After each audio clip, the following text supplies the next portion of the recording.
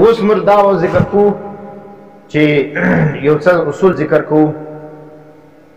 اول اصل دا دی چې واجب دی پر سائل باندې ایو طالب اولا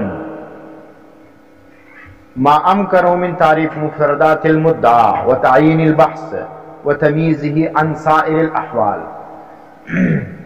اول دا دی چې مدعی دعوه پیش کړه پر سائل باندې دا لازمه ده چې دی بسکی تعین د مفرداتو یا تعریف د مفرداتو باندې سکی دا د مدعی سکی د معلل سبدا کی چې دا د دې مفرد سمانا د دې مفرد سمانا. لکه اوس ګور دعوه پیش کړه مدعی یا معلل چې العضو مما مست النار، ویني هر هغه شی چې هغه ته ور ورسیږي هغه پر ور باندې پوښ سي. اوس دا مسله د حدیث کې ذکر ده الوضو مما مست النار، هغه سبا وضو کوي.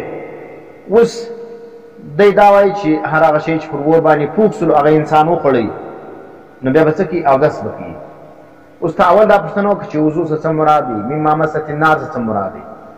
ویني بیا که هغه حکم لګولی د فرض یا د واجب یا د سنت یا د مکروه هغه تعریف پوښتنه کوي.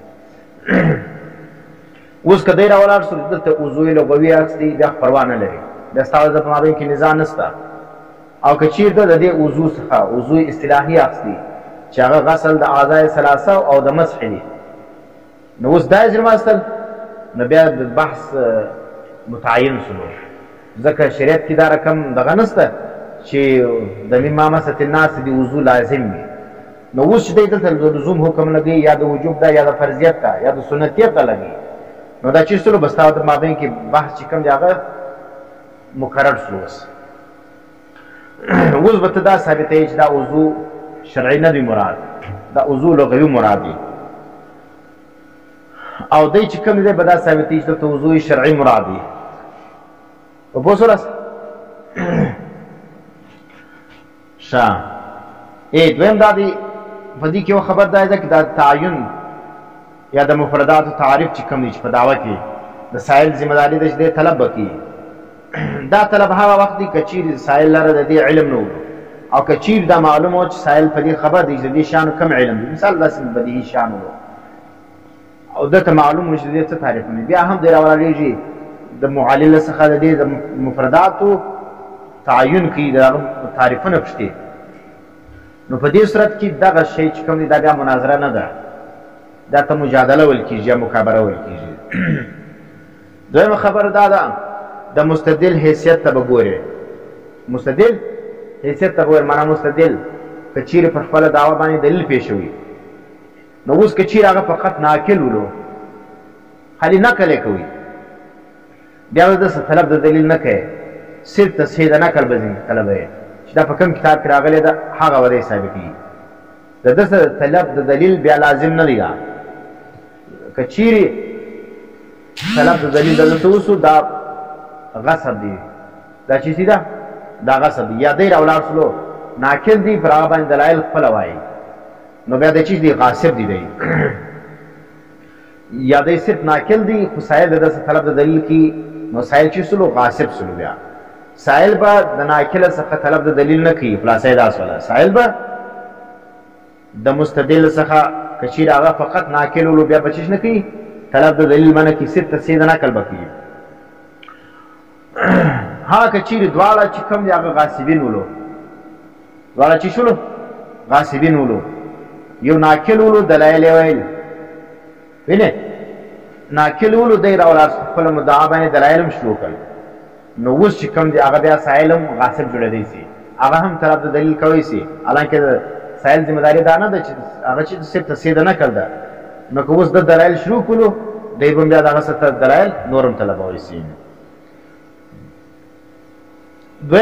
دریمه خبر دا ده تر څو پورې چې مستدل یا مدعي د مدعا په تعین کې روان وي، معنی دی په بحث د مدعا د تعین کې شروع وي تر هغه وخته پورې چې دعوه د پر کړې نه وي سائل پر هغه باندې منع نشي واردولی. موږ ویلي چې منع چې کوم د هغه څه وخت چې دلیل پرسي نو چې خبره د مدعي پرسي د هغه وروسته بیا به منع چې کوم د هغه به څوک پر واردوي؟ سائل به پر واردوي. چې خبره پرسوي نه وي د هغه مخکې سائل لره پر هغه باندې منع واردول دا چیز ده جایز نه ده. ښه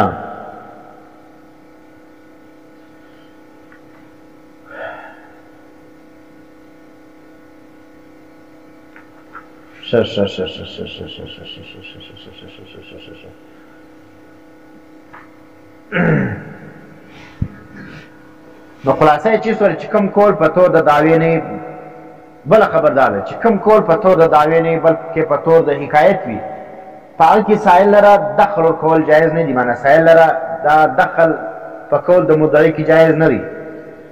که چیرې معلل د یو شي نقل کوي په هغه نقل کې د خطا سلو نو بیا په هغه وخت کې سائل چې کوم دی د مدعي څخه تصحیح د نقل طلبوي سي یا د یو شي تعریف هغه وکړي مدعي وکړي چې هغه ته موږ معلل وایو یا مستدل وایو. د یو شي تعریف یې وکړي خو لیکن هغه جامع و معنی نه ولو نو په هغه وخت کې بیا د ده څخه طرد او عکس طلبېږي. طرد او عکس بحث موږ ویلو. طرد څه ته ویل کېږي کوم نه دی ویلي اوس بیا درته وایم. طرد څه ته ویل کېږي؟ طرد چې کوم دی دا